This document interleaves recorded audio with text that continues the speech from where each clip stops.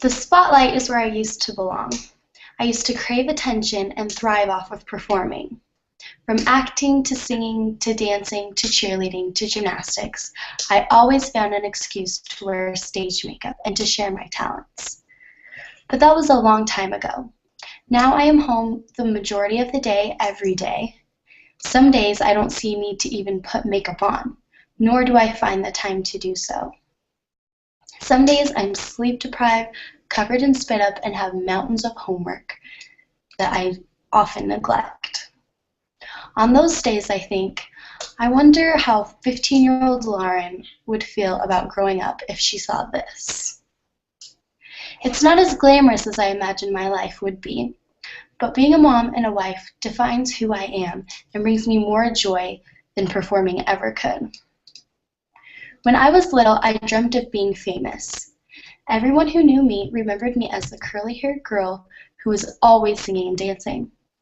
I stayed with those passions through high school, and in college I danced every chance I had. But by then I started thinking about my future and realized that fame wasn't what I truly wanted. I wanted to graduate from college and have a career, do some traveling, and settle down with the perfect man and start a family once I was good and ready. I think I was the only one of my friends who did not want to get married right out of high school. I bet you can guess who was the first to get married. I was 18 when my high school crush asked me to go bowling with him. I was skeptical at first for two reasons. I had just gotten out of a relationship and I loved being single, and I just knew something had to be wrong with him. He was too perfect. My skepticism didn't last long as we were married 6 months later. 3 months after that, I was throwing up daily, and every part of my body was in pain.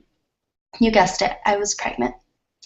It was a long pregnancy, insomnia, morning sickness, headaches, heartburn, the list goes on and on. But on New Year's Day, all of that pain was replaced by the highest point in my life thus far. His name is Tommy. Tommy is 9 months old now.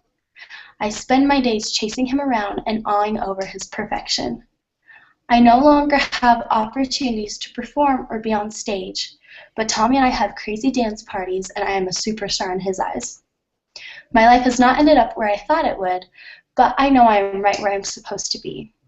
I have learned now that even though I didn't get to do all the adventures on my list before starting a family, besides finding the perfect man, those things aren't really important to me anymore, and being a mom is the most important thing I could ever do, and I am proud to hold that title.